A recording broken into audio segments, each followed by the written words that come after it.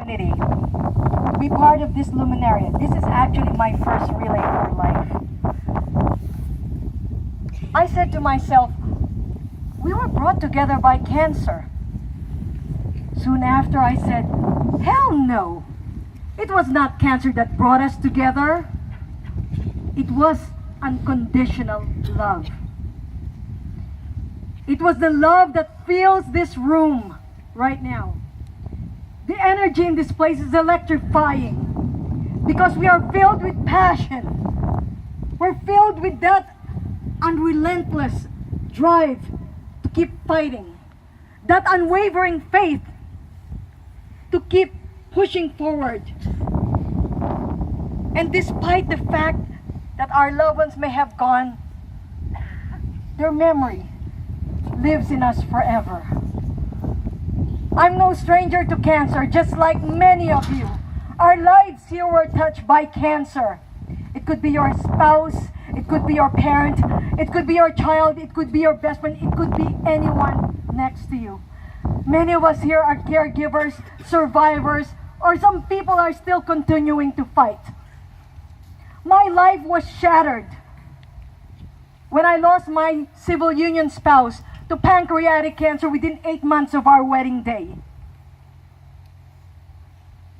A few years before that, I lost my mother to ovarian cancer within 3 months of diagnosis. 6 months after that, my father passed on of lung cancer. They were both only 58. And by the way, my spouse died on her 48th birthday. I've also lost my cousin, a dear cousin, a registered nurse who was only 49 years old after 4 bouts of breast cancer. Right now, I even would like to dedicate this special moment to a friend of mine who is right now struggling for her last breath in Beverly Hills. Emma Tibbins, this is for you. For all the wonderful people that are in our lives touched forever, our lives forever changed by cancer, I want you to know you are not alone. We are in this fight together. We are unbeatable. Our spirits do not die. I myself,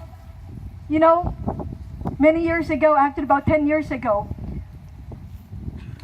I was told I could die at any time, not from cancer, but from an occupational hazard exposure. I was left with 40% permanent lung damage and severely disabled for more than 10 years. I took 2 steps and I could not breathe. Look at me now. Here I am, speaking, and I'm going to be singing. During the time that I was gravely ill, and many of you can relate to this during the times that you're caring for your loved ones. I remember, as a patient even, I said, I could not even make it to the bathroom because I was so short of breath. I'm sure many of your loved ones were very much in the same place. And I said to myself, I wish I had somebody who loves me enough to wipe my ass. You can relate, right?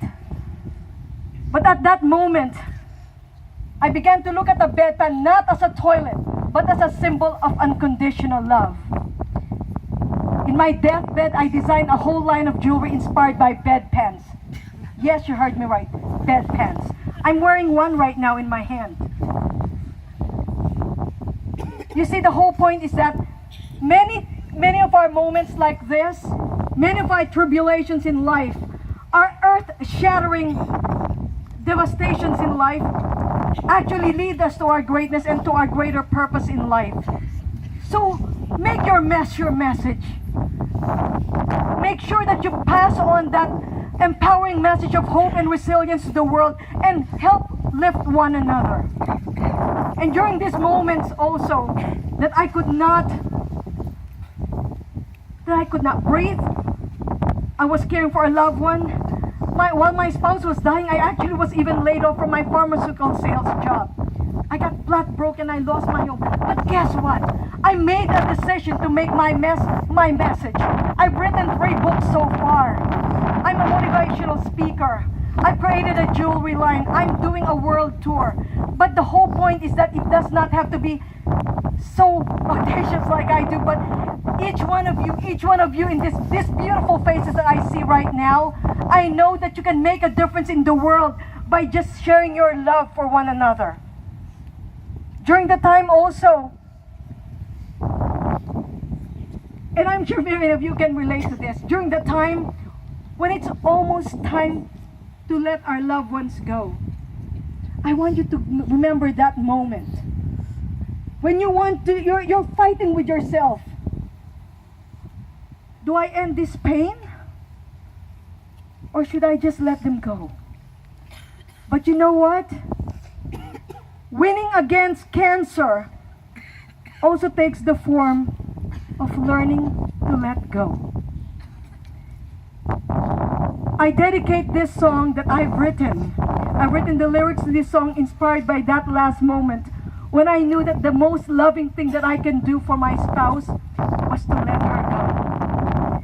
This is for your sister, for your child, for your parents, your grandparents, your friends. This song is called Sleep Sweet Angel Dear.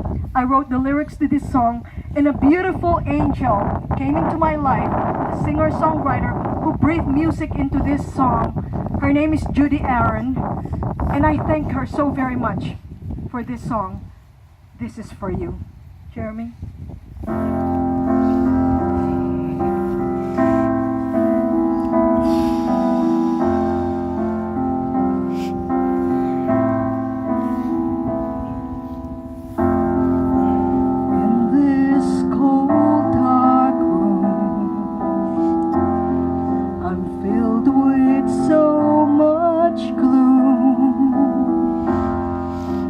Watching you waste away, asking myself if I should let you go or stay.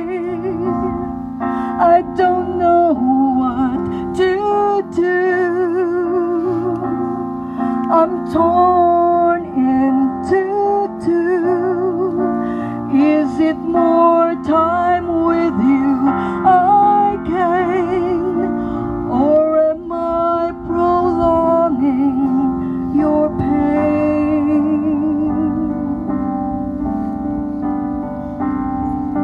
Sleep, sweet angel dear.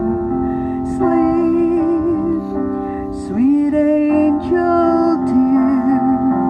Sleep, sweet angel dear. In my heart, you always will be near.